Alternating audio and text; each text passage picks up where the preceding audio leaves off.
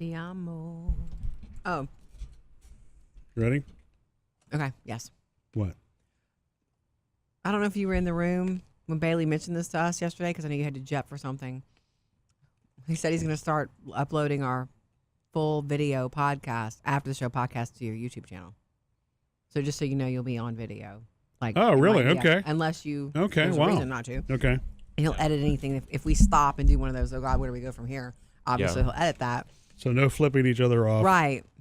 I mean, you can do what you do your thing, but just know. Because I'm going to be looking up here to punch off clips, but it doesn't matter. Okay. I guess. Okay, you ready? Get it out of your system. That's right. All right. All right, thanks for hanging out with us for the Murphy, Sam, and Jody What You Binging After the Show podcast. Okay, yeah. So Murphy and I just finished binging Narcos Mexico. Mm-hmm. I love that song so much. It's the intro. ironic, though, because, lyrically, if you translate the song, it's very sad. But it's okay. fitting for the show You and the can love series and what sad it's all songs. about. Yeah. Sad songs are the most loved. Sad songs, they say so much. Yes, I knew you were going to say that, Sam. Okay, so we just finished watching it. It's really well made. If you love the first Narcos seasons, whether Cali Cartel or Pablo Escobar, if you like those, it is done in the same way, really well told, really gritty. I don't know if you would love it as much, Sam. I know Why? because you're so picky. I know, but I love the other. I watched the other ones, and they were all great. Give it a try and hang on to episode 5 at least.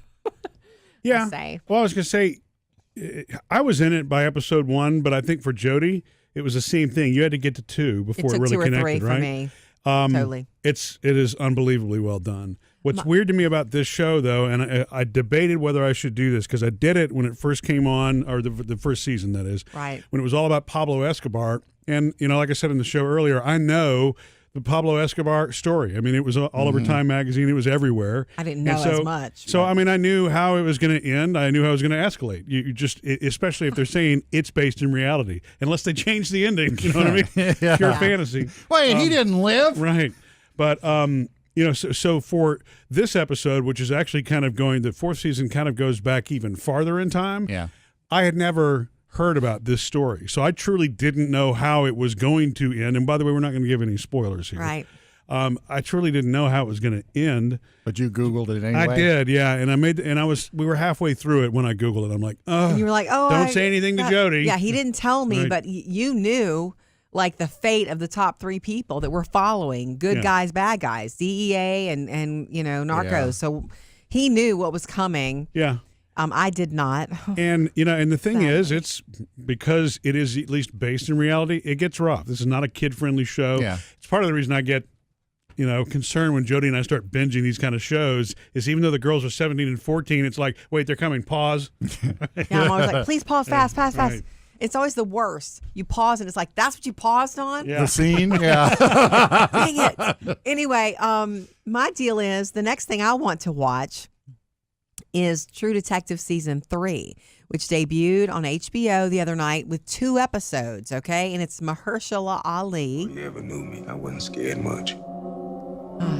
I wasn't a fearful man. Set in the Ozarks, we know that. Set over at least 3 different time periods. So they're going to go to the past. They're going to go to this man today and how whatever this crime is haunts him and all this. And that just sounds like crazy good storytelling to me. And he's a great actor, too. He is. He's unbelievable. And they're saying that this... I think House of Cards every time, and that's really where that was my first introduction to Remy. He was awesome as Remy. Yeah. He stole the show every time he walked into a room. Yeah.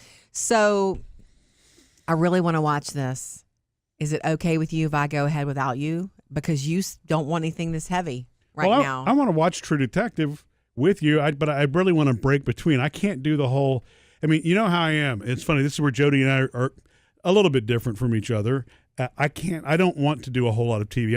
I'm not a screen person. I mean, I get antsy after about an hour and a half or so. Well, you're a different kind of screen person. You'll go look at email and go get live and things like that, but you don't. And so, I need a little pause between those kind of things. So I like the lighter stuff because you can bite-size that. You don't have to watch a whole season of that. You just pieces and parts. You get sucked into Narcos, and I'm sure we'll get sucked into True Detective as soon as it happens. Right. It's really going to be dark. Like Well, I got something that's kind of light for you. It's a show that's on Netflix called Adam Ruins Everything. Yeah, I'm not just a stranger, Phil. I have a TV show. And you're on that TV show. No, thank you. Hi, I'm Adam Conover. Hi, Adam. And this is Adam Ruins Everything. And it's a little comic vein, but all he does is debunk things. Like one of the episodes, he talks about product tampering and why product tampering was invented and is it really effective. He has an episode on the TSA.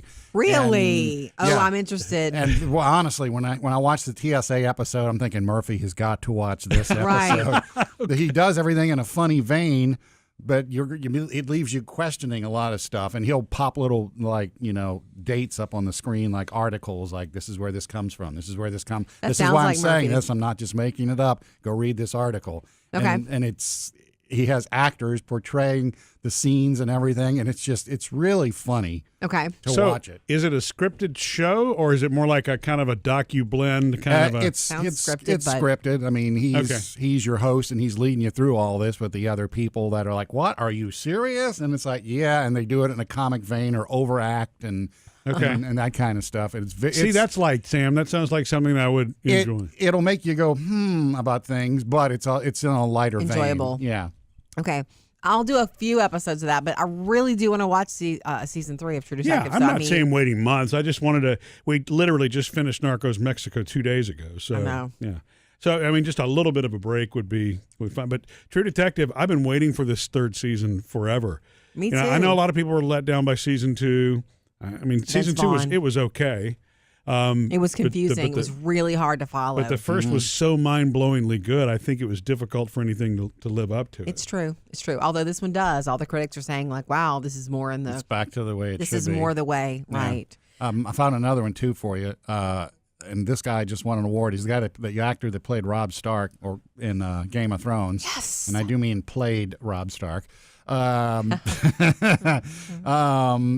He's in this show called The Bodyguard. It has nothing to do with He won a Golden Globe for it. Yeah, nothing to do with the Whitney Houston movie. Okay. He is a former military guy working in the police department. They hire him, or he's assigned to them to watch one of the ministers. He's their personal bodyguard, one of the big ministers in England.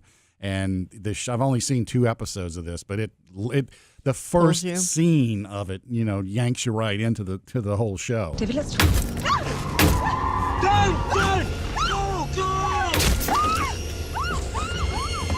So what's going on there? That would be gunfire and an armored car, and he is, the driver was shot, and he's trying to protect the bodyguard. the minister, Okay. and yeah. So, how long will it take me to not see him as Robb Stark? That's going to be difficult for me. Right away, because he's clean cut, clean shaven, And he's not wearing things from he the- doesn't have animals on his back or anything like that. He's the not turn of the it's not millennium. that dirty Game of Thrones look. It's Yeah. a clean suit and everything. Nothing Yeah. medieval about that. Yeah. I almost could always be watching something. I don't know what that is about me, and I'm always reading something too. So Yeah. What's funny is that I'm reading one of the Game of Thrones books, which is so good. If you know a lot about it, honestly, because I'm just thirsty for more. I'm ready for April for Game of Thrones, the final season. So I've been reading one of those books when I get quiet time.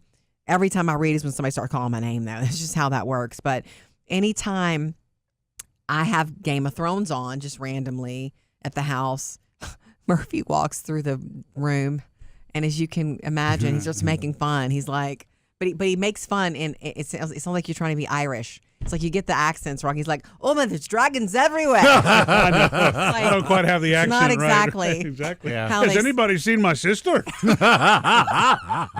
Exactly. So there's my comic relief. I can watch the heaviest stuff ever in his comic Yeah. relief. So thank you for that. Yeah, we love to know what everybody's binging anytime. We always make that part of the show just Yeah. because it's such a weird, like I remember the first time I heard about binging is how people watch things. And I thought, what? That's incredibly unhealthy. Yeah. But it is It's just it's the way we Way. can do things. Yeah, now. it is so difficult, and when it's awesome, it's very difficult not to go into the next episode, especially when Netflix does it for you. Oh right? yeah, when you got Play 10 right seconds, I can't get to the bathroom in 10 can't seconds. even go quickly enough. now. Guess I'm here for another hour. Something sweet. Yeah. Taylor and Phoebe, our girls, when they get a little time together, but they're tired and they don't want to do homework and they don't want to catch up and talk, they're like, watch one Bob's Burgers together before homework, and they do. And it's so sweet. And I hear that music coming from the living it's room. funny because that's what I do when I don't have time to sit and binge a thing. You just want a little something, something. It's like 20-something minutes. You can get one Bob's Burger fun. in, and you feel better about it. You know? And Phoebe asked me last night in the kitchen, Mom, can we watch Gilmore Girls together? And I'm like, yes. It's a mother-daughter show. It's a great show. So Yeah, we know I'll Sam be loves okay. the Gilmore Girls. And guess who's in it? A young Milo Ventimiglia. what? Yeah, as a teenager. Yikes. That's exciting. Yeah. He's the guy from This Is Us. He's Jack from This Is Us, Yeah, Murphy. I recognize that just from you talking about it. Yeah. Milo. So, well, Facebook us and let us know what you're binging. We would love to hear from you too.